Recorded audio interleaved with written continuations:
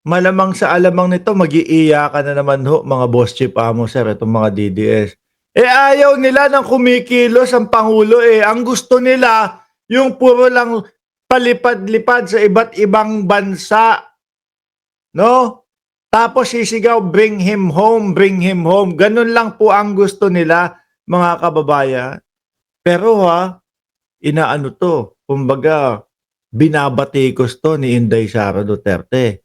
May iniebas si Sara Duterte dito, mga bossing, na kung bakit daw merong pa-eroplano o merong pera ang gobyerno, mga kababayan, doon daw po sa mga witness o tetestigo para doon sa pagpapadala sa dahig. Pero sa mga OFW daw po na nasa sa gitnang silangan, eh wala daw. Eh ayan ho, mga kababayan, 6 na OFWs galing sa Iran dumating na sa Pilipinas. Alam naman po natin na ang sentro po ng digmaan ay ang Iran po at ang Israel, mga bossing. Di po ba? Ang Pangulo nag-announce na ililikas, iuuwi, no? Magkakaroon ng repatriation para po doon sa mga kababayan natin na nasa gitnang silangan. Miski nga po yung nadoon sa mga Qatar, no? Basta maiuwi, ang importante ay ligtas yung mga kapwa natin Pilipino. Habang ang Vice Presidente po, mga bossing, nasaan? Pabalik-balik? Hague, the Netherlands.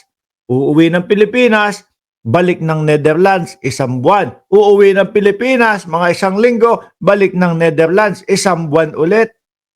Mga bossing. At tapos, mga kababayan, ano susunod? O eto naman, Australia naman. Iisa po ang isinisigaw. Pare-parehas pong bring him home.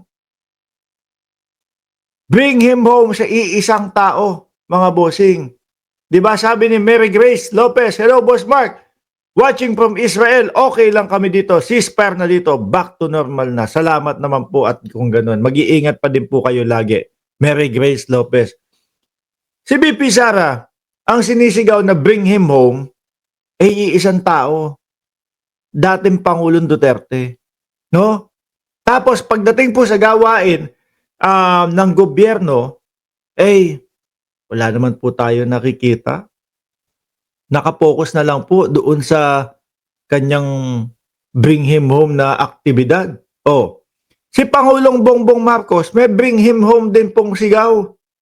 Bring him home o bring them home. Hindi lang iisang tao. Di po ba?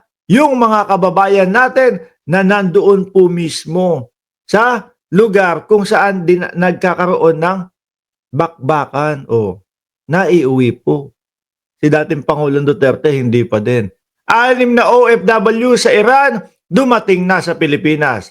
Ligtas nang nakarating sa Pilipinas ang 6 na overseas Filipino workers galing Iran ngayong Sabado, Hunyo, no? 28 ayon sa Department of Migrant Worker. At eto pa mga bossing, syempre po yung mga kababayan natin.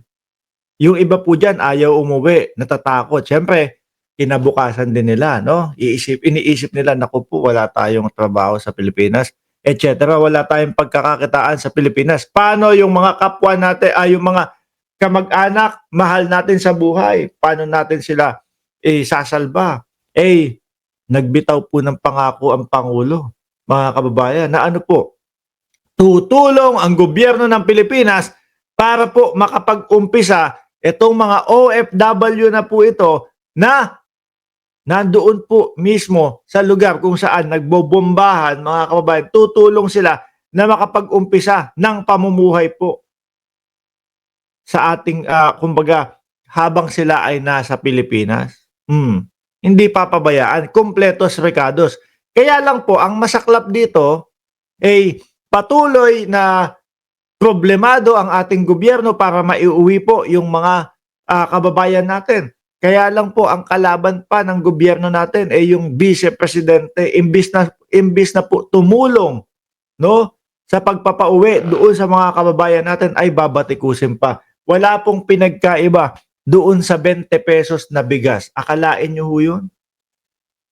Ang gobyerno tulong ng tulong. Ang gobyerno, iniisip ang mamamayang Pilipino.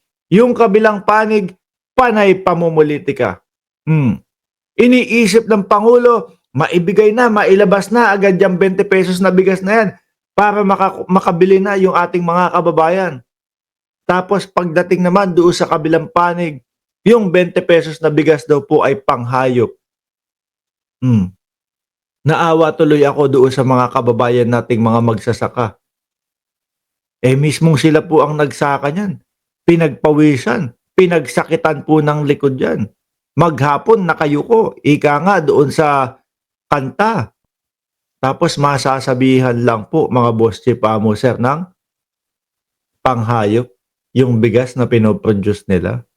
Sabi ni Ma'am Imelda Tolentino, Sara, hindi panliligaw, busted agad sa A, Australia, B, Belgium, C, Canada, ay, D, Denmark. Pwede tayo sumali doon sa mga pabili sa makapag-isip kung anong basa yung ang merong letra wala ho. Syempre mga kababayan, sino naman po ang tatanggap na bansa ng sakit sa ulo? Huwag na nating isipin yung Duterte sakit na ulo, tahimik naman pag nasa loob Yung na lang po nila, yung mga supporter na lang po nila, ang sakit sa ulo niyang mga yan. Ano po? Pagpaliwanagan mo, hindi maintindihan. Ang importante po, balik tayo dito, ang importante po, yung mga kababayan natin na nandoon po mismo sa sentro ng digmaan ay nandiyan na po sa Pilipinas at ligtas po. At ulitin po natin, handa po ang gobyerno ng Pilipinas na tulungan sila sa pang-umpisa, pahihiramin ng panimula o pahihiramin ng pondo, kapital, hahanapan ng trabaho. Yan po ang tulong ng gobyernong gagawin sa kanila. Pero tingin ko hindi kasama si Inday Sara dito kasi busy ang ating Vice Presidente na magpauwi naman po sa iisang tao na si dating Pangulong Duterte. Di ho ba? Sabi ni Alonely TV, yung BP wala nang naitutulong, gumagawa pa ng masama. Oo nga Imbis na, tulong ako, sali ako, patulak, pataas. Ay hindi, pahatak na pa ganun. Di po ba? Imbis na tulungan, ay wala. Imbis na patulak, pataas, pahatak, pababa ang ginagawa ng ating Vice Presidente. Eto ho, mga bossing, yung susunod natin topic, nako, iyakan na naman ang mga DDS nito.